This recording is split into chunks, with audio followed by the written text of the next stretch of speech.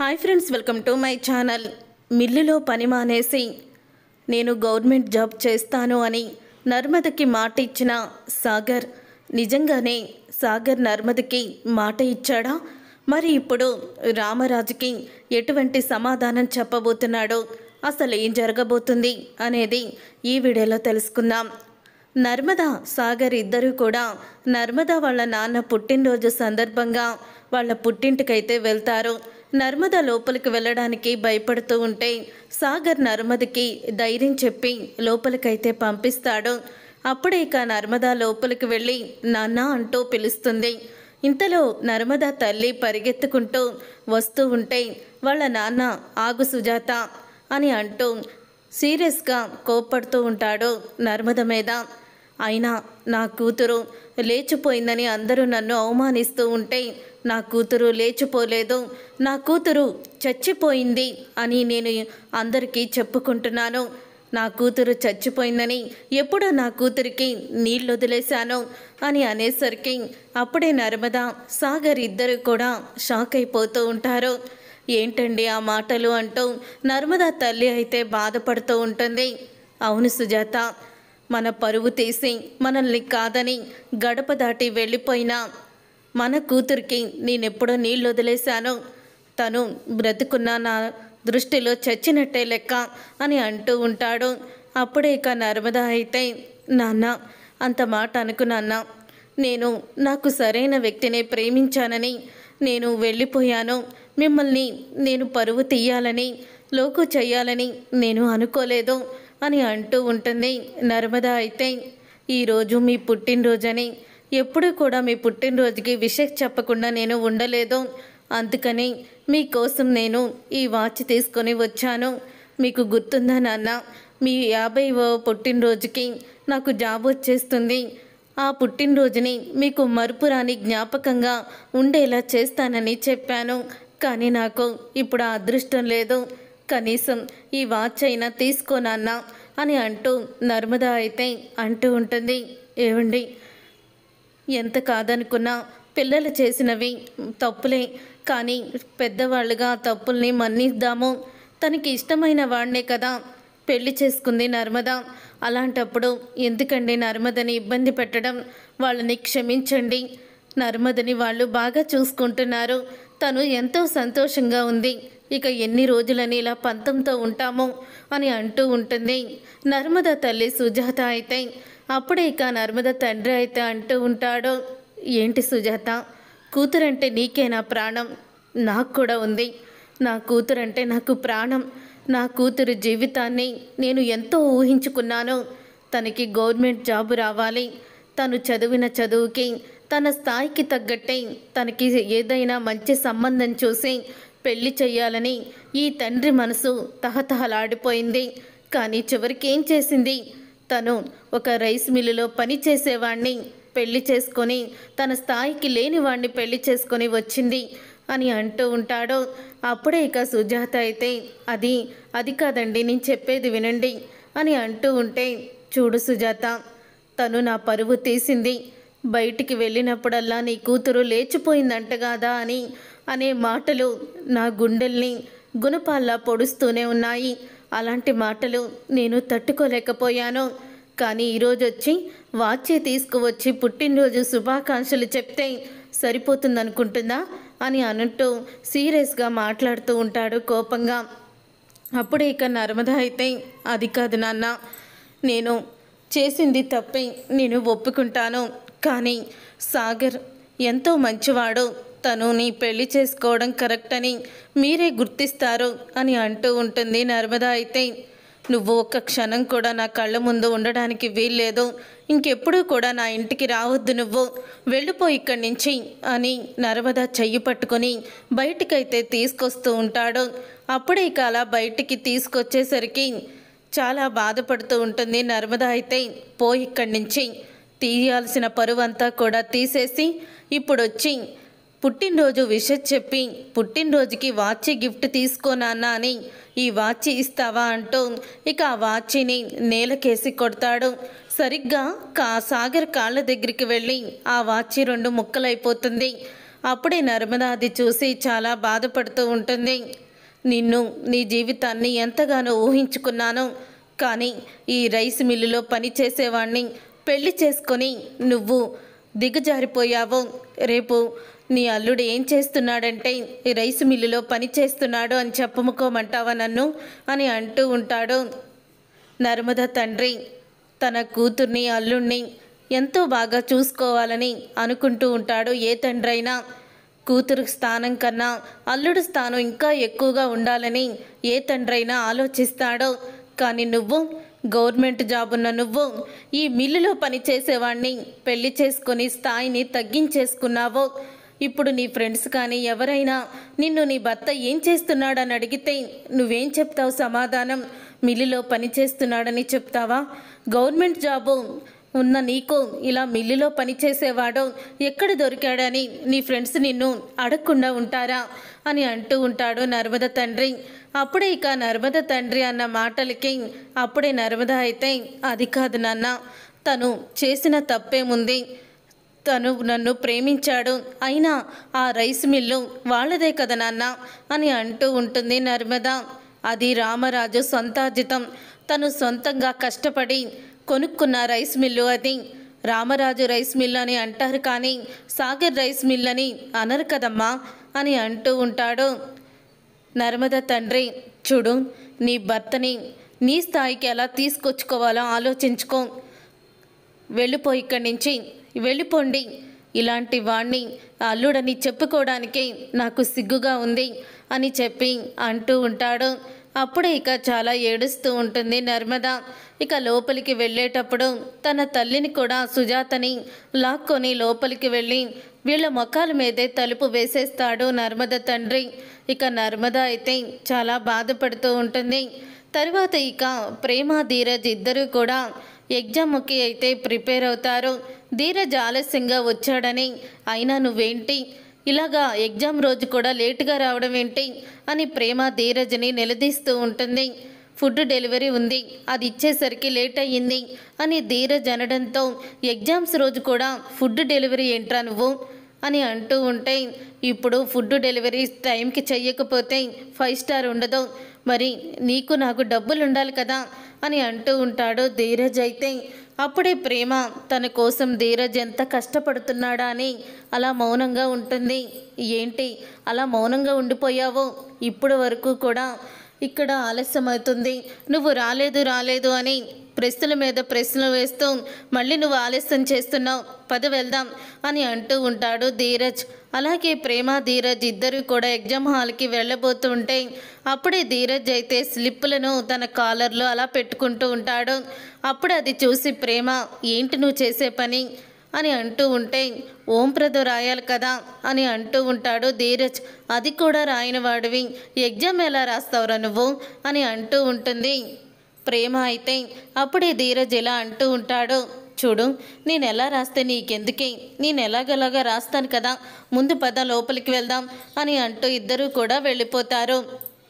తర్వాత ఇక సాగర్ అలాగే నర్మద ఇద్దరు బైక్ మీద వస్తూ ఒక చోట అయితే ఆగుతారు. అప్పుడే ఇక నర్మద అయితే చాలా ఏడుస్తూ ఉంటుంది. వాళ్ళ నాన్న అన్న మాటలన్నీ కూడా గుర్తు చేసుకొని చాలా బాధపడుతూ ఉంటుంది. ఇలా జరుగుతుందని నేను అనుకోలేదు నర్మద, మీ నాన్న వెళ్ళిన తర్వాత ఇన్ని మాటలు అంటారని నేను అనుకోలేదు. నువ్వు రానని చెప్పావు, అక్కడ ఏదైనా గొడవ జరుగుతుంది కూడా అని అన్నావు, కానీ నేనే వినిపించుకోకుండా నిన్ను అక్కడికి తీసుకువెళ్ళి ఇలా నువ్వు బాధపడడానికి కారణమయ్యాను అని అంటూ బాధపడుతూ ఉంటాడు. ఆయన కోపం ఎన్నో రోజులు ఉండదులే, ఈ కోపం అనేది కొన్ని రోజుల్లో తీరిపోతుంది అని చెప్తూ ఉంటే, మా నాన్నది కోపం కాదు, బాధ. మా నాన్న కోపంలో అర్థం ఉంది సాగర్. మా నాన్న ఒక మిల్లులో పనిచేసే వ్యక్తిని అల్లుడుగా ఒప్పుకోలేకపోతున్నాడు. మిల్లులో పనిచేసే వ్యక్తి మా నాన్న అల్లుడని చెప్పుకోలేకపోతున్నాడు. అందుకనే ఆయనకి ఆ బాధ. నన్ను చూసి ఆయన ఎంతో ప్రేమని చూపిస్తారు, కానీ తర్వాత నేను ఒక మిల్లులో పనిచేసే వ్యక్తిని ప్రేమించి పెళ్లి చేసుకున్నానంటేనే ఆయన తట్టుకోలేకపోతున్నారు. నేను ముందు నుంచి నీకు చెప్తూనే ఉన్నాను, పెళ్లి కాకముందు కూడా గవర్నమెంట్ జాబ్కి ట్రై చేయమని, గవర్నమెంట్ జాబ్ వస్తే తప్పకుండా మా నాన్న పెళ్ళికి ఒప్పుకుంటారని కూడా అన్నాను. కానీ నువ్వు మాత్రం శ్రద్ధ చూపించలేదు. నేను మా నాన్నకి సహాయం చేయాలి, మిల్లులో పనే చేస్తాను అంటూ నువ్వు ఆ మిల్లులోనే పని చేస్తున్నావు అని అంటూ ఉంటే, అదేంటి నర్మదా, మీ నాన్నంటే అలా మాట్లాడతాడనుకోవచ్చు, నువ్వు కూడా అలాగే మాట్లాడుతున్నావేంటి, మిల్లులో పని అంటావేంటి, అది నా మిల్లే కదా, మనందరిది అని అంటూ ఉంటే, చూడు సాగర్, మా నాన్న అన్నట్టు అది మీ నాన్న కష్టార్జితం. మీ నాన్న పేరు ఉంది, నీ పేరు ఎందుకుంటుంది? కేవలం మీ నాన్నతో నువ్వు అక్కడ పని చేస్తున్నావనే మాటే తప్ప నీకు జాబ్ ఉందని నీకొక స్థాయి ఏం లేదు కదా అని అంటూ ఉంటుంది. ఇక నర్మద అయితే, మీ నాన్న నిన్ను ఎన్నెన్ని మాటలు అంటారో, కానీ ఏనాడు కూడా నేను జోక్యం చేసుకోలేదు. కనీసం భార్యాభర్తలు ఇద్దరూ సంతోషంగా వెళ్తే దానికి కూడా మీ నాన్న ఎన్నో మాటలు మాట్లాడారు. ఎప్పుడు నేను ఏమీ అనలేదు. చివరికి నేను వచ్చిన దగ్గర నుంచే ఇంట్లో గొడవలు మొదలయ్యాయి అని అంటూ నన్ను ఎంతో అవమానించారు. అప్పుడు కూడా నేను బాధపడ్డానే తప్ప ఆయన్ని ఒక్క మాట కూడా అనలేదు.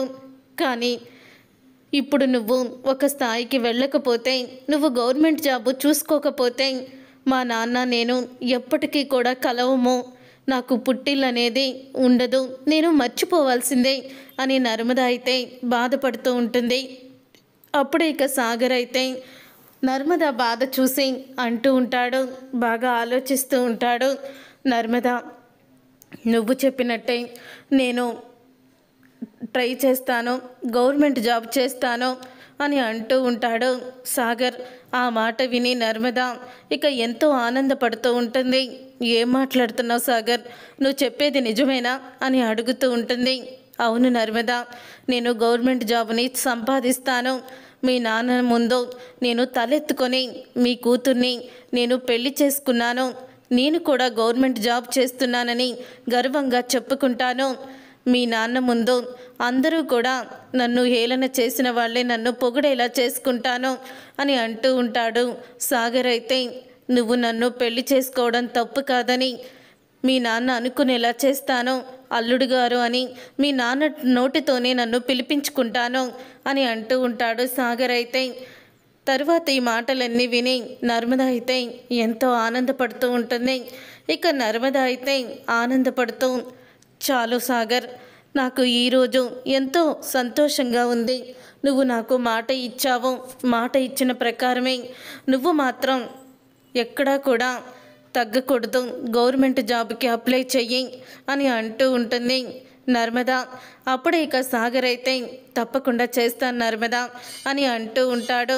ఇదంతా ఇలా జరుగుతూ ఉండంగానే వల్లి అయితే ఇక నర్మదా సాగర్ రావడం చూసి, వాళ్ళిద్దరిని చూసి, ఏంటి వీళ్ళిద్దరూ ముఖాలు అలా మాడిపోయినట్టున్నాయి, అసలు ఏం జరుగుంటుంది అని వల్లి అయితే అనుకుంటూ ఉంటుంది.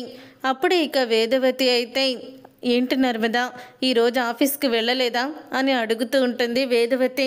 లేదత్తయ్య, తలనొప్పిగా ఉండి వచ్చేసాను అని చెప్తూ ఉంటే, ఇంతలో ఇక రామరాజు అయితే వస్తాడు. ఇక రామరాజు వచ్చి సాగర్ని మిల్లుకి రాలేదని తిడుతూ ఉంటాడు. అప్పుడే సాగర్ అయితే, పనుండి బయటికి వెళ్ళావు నాన్న, కనీసం ఆ బయటికి వెళ్ళే హక్కు కూడా లేదా? నేనేమన్నా మిల్లులో పని చేస్తున్నానా? నేను మిల్లులో పని చేసేవాడినా, పనివాడినా? మిల్లు నీదే కదా, నేను కూడా ఓనర్నే కదా, మరి నన్ను ఎందుకు నాన్న అలా పనోళ్ళలా చూస్తారో? నేను ముందే చెప్పాను కదా మీకు, రేపు మిల్లుకి వచ్చే టయానికి లేట్ అవుతుందని, మరి ఎందుకు మరి ఇంటికి వచ్చి మరి ఇలా తిడుతున్నారు అని సాగర్ అయితే అడుగుతూ ఉంటాడు రామరాజుని. అది విని సాగర్ అయితే, ఏంటి నాకే ఎదురు సమాధానం చెప్తున్నావు అని అంటూ ఉంటే, ఎదురు సమాధానం ఏముంది నాన్న, నేను చెప్పాను కదా నేను లేటుగా వస్తానని అని అంటూ ఉంటే, ఇంతలో వల్లి అయితే అందుకుంటుంది. అదేంటి సాగర్, అలా మావయ్య గారిని ఎదిరించి మాట్లాడుతున్నావు? మావయ్య గారు ఏదో అడిగారనుకో, లేట్ అయింది నాన్న, వస్తాను అని సమాధానం చెప్పాలి కానీ అలా ఎదిరించి సమాధానం చెప్తారా అని వల్లి అయితే అంటూ ఉంటుంది. అప్పుడే ఇంకా అది తండ్రి కొడుకుల విషయం కదా వల్లి అక్క, మనకెందుకు, మళ్ళీ కోడల మధ్యలో దూరి ఏదైనా ప్రశ్నలు వేస్తే ఈ ఇంటిలో మీ వల్లే గొడవలు వచ్చాయి, మీ వల్లే ఇదంతా జరిగిందని మావయ్య గారు అంటారు. కాబట్టి ఆ తండ్రి కొడుకులిద్దరూ మాట్లాడుకుంటారు. మనం నోరు మూసుకొని పక్కనే ఉండాలి. నీకు అర్థమవుతుందా అని అంటూ వల్లికి దిమ్మ తిరిగే సమాధానం చెప్తుంది. నర్మద అయితే ఇక నర్మద చెప్పిన దానికి అప్పుడే రామరాజు అయితే, ఏంటమ్మా నీ ఉద్దేశం? మొన్న నిన్ను అన్నానని ఇప్పుడు నన్ను దెప్పి పొడుస్తున్నావా అని అంటూ ఉంటే, లేదు మావయ్య గారు, మీరు మాట్లాడుకుంటుంటే మరి వల్లి అక్కకి ఏం పని అని అంటున్నాను అంతే, అంతకు మించేముంది. ఇప్పుడు మిమ్మల్ని సాగర్ ఎదిరిస్తూ ఉంటే అత్తయ్య గారు మాట్లాడాలి. అత్తయ్య గారు మౌనంగానే ఉంటున్నారు. కానీ పాపం వల్లి అక్కే ముందుకి 2 అడుగులు ఎక్కువ వేస్తుంది అని చెప్తూ ఉంటుంది. నర్మద, రా సాగర్, నీతో మాట్లాడే పనుంది అని లోపలికైతే తీసుకువెళ్ళిపోతుంది. అప్పుడే ఇక వల్లి అయితే నర్మద మాటలకి షాక్ అయిపోతూ, ఇదేంటి ఈరోజు ఇలా కౌంటర్ ఇచ్చింది అని అనుకుంటూ ఉంటుంది వల్లి. తరువాత రామరాజు, చూసావా నడిపోడిని ఎలా తీసుకెళ్ళిపోతుందో లోపలికి అని అంటూ ఉంటే, అప్పుడే ఇక వేదవతి అయితే, వాడు మీకు ఆలస్యం అవుతుందని చెప్పాడంట కదా, మరి చెప్పినప్పుడు కూడా మీరెందుకు మరి అన్నీ తిడుతున్నారు వచ్చి అని అంటూ ఉంటే, అదేంటి నాకు తిట్టే హక్కు లేదా అని అడుగుతూ ఉంటే, మీకు తిట్టే హక్కు లేదా అని నేను అనడం లేదు, కానీ మీరు ఒకటి విషయం గుర్తుపెట్టుకోవాలి. ఎందుకండి ప్రతిసారి ఏదో ఒకటి అనాలని అంటూనే ఉంటారు. వాళ్లకు మాత్రం మనసు ఉండదా, గాయపడదా? మీకేమో తిట్టినట్టు ఉండదు, మంచి చెప్తున్నట్టు ఉంటుంది, వాళ్ళకేమో తిట్టినట్టే ఉంటుంది అని అంటూ ఉంటుంది వేదవతి. తరువాత ఇక సాగర్ అయితే అప్లికేషన్ పెడతాడు గవర్నమెంట్ జాబ్కి. ఇక అప్లికేషన్ పెట్టి గవర్నమెంట్ జాబ్కి అప్లై చేస్తాడు. ఈ విధంగా గవర్నమెంట్ జాబ్కి సాగర్ అప్లై చేశాడని తెలుస్తుంది నర్మదా తండ్రికి అయితే. అప్పుడే ఇక నర్మదా తండ్రి ఇంటికి వెళ్ళి సుజాతతో అంటూ ఉంటాడు, ఆ సాగరు తను ప్రభుత్వ ఉద్యోగానికి అప్లై చేశాడు అని అంటూ ఉంటే, ఇప్పటికైనా మీరు నమ్ముతారా మన నర్మదా తప్పు చేయలేదని అని అంటూ ఉంటే, ఆ రోజు మీరు పుట్టినరోజు శుభాకాంక్షలు చెప్పడానికి వచ్చిన కూతుర్ని కంటతడి పెట్టించి పంపించేశారు అని అంటూ ఉంటే, ఆ కంటతడి పెట్టించిన మూలానే ఈరోజు ఇలాగా అప్లై చేశాడు అని అంటూ ఉంటాడు నర్మదా తండ్రి. ఇదంతా ఇలా జరుగుతూ ఉండంగానే ఇక వల్లికైతే ఈ విషయం తెలిసిపోతుంది. నర్మద అలాగే ప్రేమ ఇద్దరి మాటలు వింటుంది. సాగర్ గవర్నమెంట్ జాబ్ చేయడానికి అప్లికేషన్ పెట్టాడని తెలుసుకొని వెంటనే వెళ్ళి రామరాజుకి చెప్పేస్తుంది. నడిపోడా అంటూ గట్టిగా పిలుస్తాడు. అలా నడిపోడా అని గట్టిగా పిలవడంతో సాగర్ అయితే భయపడి బయటికి వస్తాడు. ఏంటి నాన్న అని అడుగుతూ ఉంటే, ఏంట్రా నువ్వు జాబ్కి అప్లై చేసావా అని అడుగుతూ ఉంటాడు రామరాజు. ఇదేంటక్క, మనం ఇప్పుడే కదా మాట్లాడుకున్నాము, ఇంతలోనే మావయ్య గారికి ఈ విషయం ఎలా వచ్చేసింది అని అంటూ ఉంటే, ఇంకెవరో ఉంది కదా ఈ గోడలకి అతుక్కుపోయి ఉంటుంది ఈ వల్లి అని అంటూ ఉంటుంది నర్మద. అప్పుడే సాగర్ అయితే అప్లై చేశాను నాన్న అని అంటూ ఉంటే, అదేంట్రా మిల్లులో పనిచేస్తున్నావు కదా, మళ్ళీ నువ్వు గవర్నమెంట్ జాబ్కి అప్లై చేయడం ఏంటి అని అంటూ ఉంటే, మిల్లులో పని కాదు నాన్న చేస్తుంది, ఆ పని నాకు నచ్చడం లేదు, నాకంటూ చదువుకి నేను గుర్తింపు ఇవ్వాలి కదా, నేను చదువుకున్న చదువుకి గుర్తింపు ఇవ్వాలని ఇప్పుడు అప్లై చేశాను, గవర్నమెంట్ జాబ్ వచ్చాక మిల్లులో పని మానేస్తాను అని అంటూ ఉంటాడు సాగర్. అదేంట్రా ఎందుకు అలా మాట్లాడుతున్నావు, సడన్గా ఏమైంది నీకు అని అంటూ ఉంటే, అదేంటి సాగర్, నువ్వు మీ నాన్నకి అండగా దండగా ఉండాలి, కానీ నువ్వు అలా మిల్లులో పని మానేస్తానంటే ఎలా కుదురుతుంది అని వల్లి అయితే మళ్ళీ మధ్యలో కదిలించుకుంటుంది. అప్పుడే అంటూ ఉంటుంది నర్మద, పాపం మావయ్య గారికి సహాయం చేయడానికి బావగారు ఉన్నారు కదా వల్లి అక్క, బావగారిని ఆఫీస్ మానేసి మిల్లుకి వెళ్ళమని చెప్పు అని అంటూ ఉంటే, ఆ మాట విని వల్లి షాక్ అయిపోతూ ఉంటుంది. ఇప్పుడు ధీరజ్ తన కాళ్ళ మీద తను నిలబడాలనుకుంటున్నాడు, అలాగే బావగారు ఆఫీస్కి వెళ్తున్నారు, ఈయన కూడా తన కాళ్ళ మీద తను నిలబడాలనుకొని అలా ప్రయత్నం చేస్తున్నారు, దాంట్లో తప్పేముందో నాకైతే తెలియడం లేదు అని నర్మద చెప్తూ ఉంటుంది. అవును నాన్న, నేను జాబే చేస్తాను అని ఖచ్చితంగా చెప్పేస్తాడు వెంటనే సాగర్ అయితే రామరాజుకి చూసారుగా ఫ్రెండ్స్, రాబోయే కథలో ఖచ్చితంగా ఇలాగే జరగబోతుంది. మరి ఇలాగే జరగాలని మీరైతే కోరుకుంటున్నారా? అయితే వీడియోని తప్పకుండా లైక్ చేసి ఛానల్ని సబ్స్క్రైబ్ చేసుకొని పక్కనే ఉన్న గంట సింబల్పై ఆల్ అని క్లిక్ చేయండి. అప్పుడే మేము పెట్టే ప్రతి వీడియో మీరు మిస్ కాకుండా చూసేవచ్చు.